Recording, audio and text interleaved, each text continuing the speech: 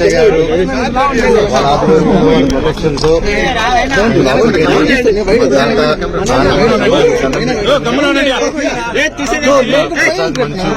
సమాధికి దండం పెట్టుకొని కొంచెం కూర్చొని మనసులో ఉండేది మనసులో వాళ్ళని ప్రార్థించుకొని ఇవన్నీ ఎందుకు జరుగుతున్నాయో తెలియట్లేదు. ఆ సాయిబాబా గట్టిగా జరగకూడదు, దీనికి ఎందుకని నా పరిష్కారం తెలిస్తే బాగుంటుంది, తెలుసుకుంటాను. తెలుసుకున్న తర్వాత ఆగను ఎందుకు ఇదంతా అనేది.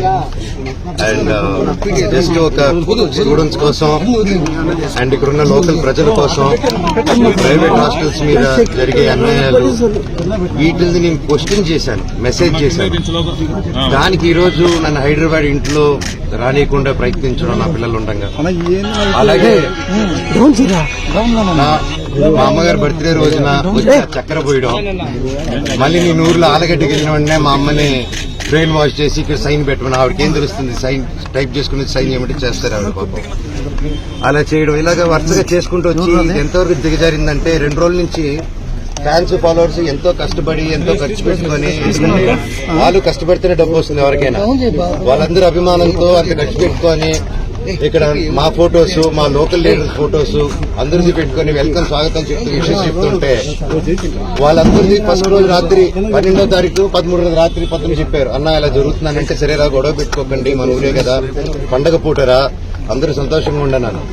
మళ్ళీ నెక్స్ట్ రోజు వచ్చి మేము వస్తున్నామని తెలియగానే మళ్ళీ హోర్డింగ్ వేశారు. మళ్ళీ ఈ రోజు పొద్దున ఒక ట్రాక్టర్ పెట్టుకుని నాకు వీడియోలు చూపించారు, షాక్ అయ్యా నేను. ఒక ట్రస్ట్ ట్రాక్టర్ వెళ్తుంది, దాంట్లో 40 మంది వాళ్ళు ఢిల్లీ నుంచో యాడాడ్ నుంచో తీసుకొచ్చినారు. ఒక్కొక్కడు ఉన్నాడు అలాగా, కాకపోతే చూడంగానే భలే పెరిగించారు.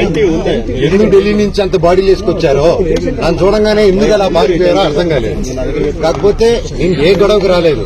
ఆ రోడ్ల మీద చూస్తే మీరు పోలీసు లాఠీల్ని రౌడీలు పట్టుకొని తిరుగుతున్నారు. కోర్టు ఆర్డర్ వచ్చింది బౌన్సర్స్ ఉండకూడదని చెప్పి.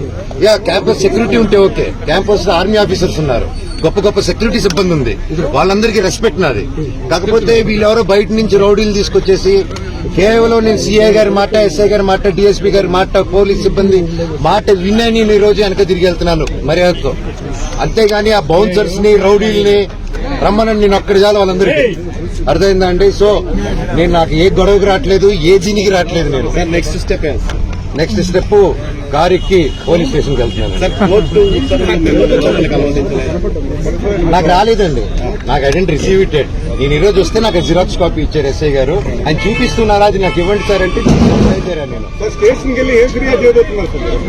అది నేను చెప్తానండి. స్టేషన్ చేసిన మీకు కాపీ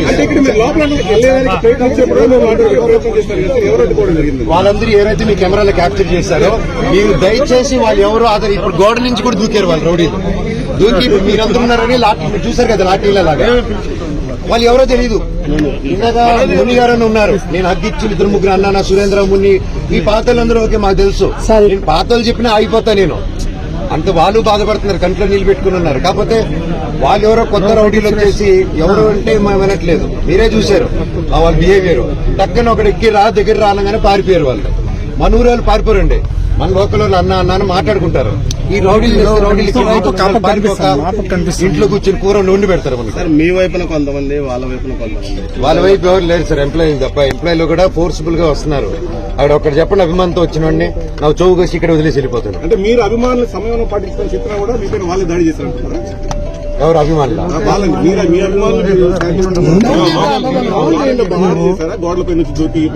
వాళ్ళ అభిమానులు కాదండి, వాళ్ళు బౌన్సర్స్. వాళ్ళు ఎక్కడి నుంచో నార్త్ నుంచి తెచ్చుకున్నారు. మీరు వెళ్ళి తెలుగులో మాట్లాడండి, అతనితో తెలుస్తుంది మీకు. చంద్రగిరి పోలీస్ స్టేషన్ వెళ్తున్నా అదే అండి, నేను డిసైడ్ చేసుకుంటాం. 2 ఫోన్ కాల్స్ తీసుకొని స్టేషన్కి వెళ్ళాలా లేదా డిఎస్పీ గారిని కలవాలా ఒకసారి మేము మాట్లాడుకొని డిసైడ్ చేసుకుని మేము చేస్తామండి. నేను ఇక్కడే ఉంటాను.